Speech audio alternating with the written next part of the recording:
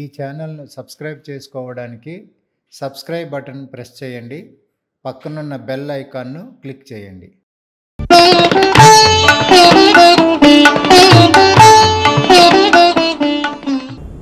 ఆదిశంకరులు వివేక చూడామణిలో ఒక శ్లోకంలో ఇలా అంటారు, వాగ్వైఖరి శబ్దజరి శాస్త్ర వ్యాఖ్యాన కౌశలం వైదుష్యం విదుషాం తద్వద్ భుక్తై నతు ముక్తై.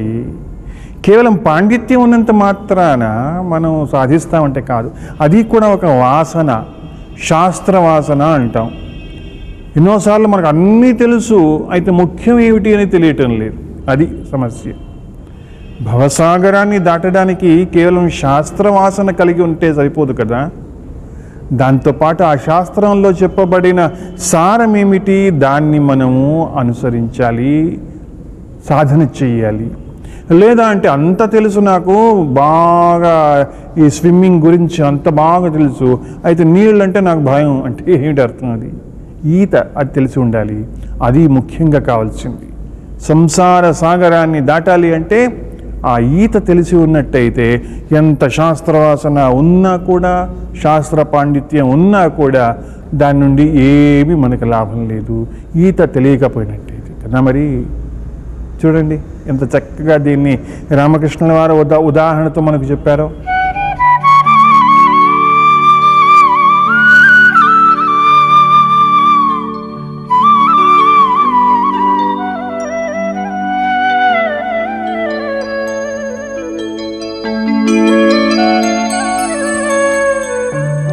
రండి బాబు రండి, పట్నం చేరేస్తాను, క్షేమంగా చేరేస్తాను. రండి బాబు రండి, తక్కువ పాడుగా సుఖమైన ప్రయాణం. రండి బాబు. వర్షం వచ్చేలా ఉంది, నేను అక్కడికి వెళ్ళి ఉపన్యాసం పోతే గొప్ప మునిగేలా ఉంది. దండాలు బాబు. ఏమయ్యా, పట్నం వెళ్ళాలి, తీసుకెళ్తావా? తప్పకుండా బాబయ్య. ఏం పుచ్చుకుంటావు? ఏం పుచ్చుకుంటావు అంటే ఏం చెప్పను బాబయ్య, రోజుకు 2 సీసాలు పుచ్చుకుంటాను బాబయ్య. ఎండ ఎక్కువగా ఉంటే ఇంకో సీసా పుచ్చుకుంటా బాబయ్య. ఓరి అప్రాచుడా, నేను అడుగుతుంది కళ్ళు గురించి కాదురా, అవతల ఒడ్డుకు చేరవేయడానికి ఎంత తీసుకుంటావు అని. 5 రూపాయలు అవుతుంది బాబయ్య. ఒరేయ్, నువ్వెవరితో మాట్లాడుతున్నావో తెలుసా? తమరి ముఖం మీద పేరు రాసిలేదు కదండి అయ్యా, తమరెవరో నాకు ఎట్టా తెలుస్తుంది? నేనెవరినో తెలియదా? ఇంతవరకు అయితే తెలియదండి, ఇప్పుడు మీరు చెబితే తెలుస్తుందండి. అయినా తమరిచ్చే బాడుగుతో మాకు పని కానీ తమరి పేరుతో మాకు పని ఏంటండి? నన్ను శంకరశాస్త్రి అంటారు. ఈ చుట్టుపక్కల 10 పెరగణాల్లో నన్ను మించిన పండితుడు లేడు. నన్ను అభినవ చాణక్య, అభినవ వశిష్ఠ, అభినవ వేదవ్యాస మహర్షి అంటుంటారు తెలుసా? ఆ గొడవంతా నాకు ఏడు తెలుతుందండయా. చాలా మూర్ఖుళ్ళ ఉన్నావే. చూడబ్బాయి, నువ్వు అడిగిన 5 రూపాయలు చాలా ఎక్కువ, నేను ఇచ్చుకోలేను. కావాలంటే ఉచితంగా నీకు ఉపనిషత్తుల సారాంశం చెబుతాను, వింటావా? సారాంశమా? అదేంటండి బాబాయ్, దాన్ని నేను ఎప్పుడు వినలేదే. ఓహో, సారా మాంసం కలిపితేనండయా? ఓరెప్రాచుడా, చిచి. సరే, నువ్వు అడుగుతున్నావు కాబట్టి 2 రూపాయలు ఇస్తాను, తీసుకువెళ్తావా? సరే రండి బాబు, ఎక్కండి. పైగా వర్షం పెద్దదయ్యేలా ఉంది. సరే పద పద పద. వెంకయ్య పని. ఇంత వర్షంలో పెట్టుకున్నారేంటండి బాబు ప్రయాణం? అవతల ఉపన్యాసం ఇవ్వాలయ్యా. పెద్ద పెద్ద వాళ్ళంతా నా కోసం ఎదురు చూస్తుంటారు అక్కడ. సంసార సాగరాన్ని ఎలా దాటాలి అన్న అంశం మీద మాట్లాడాలి.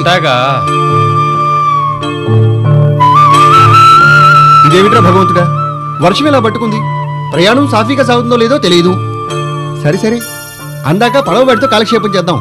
ఏమోయ్, ఏమిటి నీ పేరు? చంద్రమౌళి బాబయ్య. దాని అర్థం నీకు తెలుసా? నాకు తెలవదు బాబయ్య. ఓరి మూర్ఖుడా, నీ పేరుకు అర్థం నీకు తెలియదన్నమాట. చంద్రమౌళి అంటే శివుడు, చంద్రుణ్ణి నెత్తి మీద దాల్చిన వాడు అని అర్థం. పోనీ వేదాల గురించి నీకు తెలుసా? నాకు వేదాల గురించి తెలుసు కానీ వేదాల గురించి తెలియదు బాబయ్య. సరిపోయింది, నీ జీవితంలో 4వ వంతు వృధా అయిపోయింది. పోనీ ఉపనిషత్తుల గురించి నీకేమైనా తెలుసా? నాకు దొట్ట శక్తుల గురించి తెలుసును బాబయ్య, మీరు అడిగిన శక్తులు నాకు తెలియదండి. అయిపోయింది, సర్వనాశనం అయిపోయింది. నీ జీవితంలో సగభాగం వృధా అయిపోయింది. వేదాల గురించి ఉపనిషత్తుల గురించి తెలియకుండా పశువులాగా బతికేస్తున్నావురా చంద్రమౌళి. పోనీ బ్రహ్మసూత్రం గురించి తెలుసా? నాకు మంగళసూత్రం గురించి తప్ప ఇంకే సూత్రం గురించి తెలియదు బాబయ్య. నాకు తెలుసురా నువ్వు ఇలా అంటావని. ఎలా బతుకుతావురా చంద్రమౌళి? నీ జీవితంలో 35% వృధా అయిపోయింది.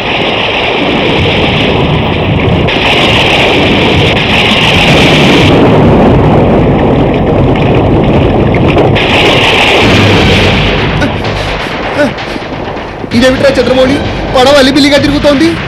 భగవంతుడా, ఏమిటిది? అయ్యా వరద వచ్చేసిందయ్యా. అమ్మో. అవతల సుడిగుండాలుండే, ఆ? పడవ మునిగిపోయేలాగుంది. తవరికే తొచ్చిన బాబయ్య. నాకు రాదురా బాబు. ఇన్ని శాస్త్రాలు పురాణాలు తెలిసినోరు మీకు ఎతరాదా బాబయ్య? అయ్యో, నాకు ఎదురాదురా బాబు. అయితే మీ జీవితం మొత్తం వృధా బాబయ్య. ఊరెంకరా దూకేరా. భగవాన్, కనుక శాస్త్ర వాసన ఉండాలి.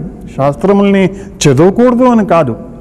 అయితే ముఖ్యంగా కావాల్సింది ఏమిటి అంటే ఆ శాస్త్ర సారాన్ని గ్రహించి మనం ఏ విధంగా ఈ భవసాగరాన్ని దాటిపోవాలి ఆ మార్గం తెలిసి ఉండాలి. లేదంటే ఈ శాస్త్రముల ద్వారా ఏమీ ఉపయోగం లేదు. రామకృష్ణుడు వారు చెప్పేవారు కదా, ఒక్కొక్కసారి పెద్ద ఈ కైట్స్ అవన్నీ కూడా ఆకాశంలో ఎగురుతుంటాయి. అయితే అంత పై ఎత్తున ఎగురుతున్నప్పటికీ కూడా దృష్టి అంతా ఎక్కడ ఆ కుళ్ళిపోయిన ఒక శవం పైన. ఆ విధంగా అవుతుంది. కేవలం శుష్క పాండిత్యం కలిగి ఉన్నట్టయితే. పాండిత్యంతో పాటు అనుభవం అనేది ఉండాలి. అప్పుడే జీవితం అనేది ధన్యమవుతుంది. వాడు చెప్పాడు కదా, పడవ నడిపేవాడు, నాదైతే 75% జీవితం వ్యర్థం, అయితే మీరు ఇప్పుడు 100% వ్యర్థమైంది. ఎందుకంటే మీకు ఈత తెలియదు కాబట్టి. అది నేర్చుకుందాం, సాధన చేద్దాం, శాస్త్రములో చెప్పబడిన రహస్యాన్ని తెలుసుకుందాము. అప్పుడు జీవితం అనేది సార్థకమవుతుంది, ధన్యమవుతుంది కదా.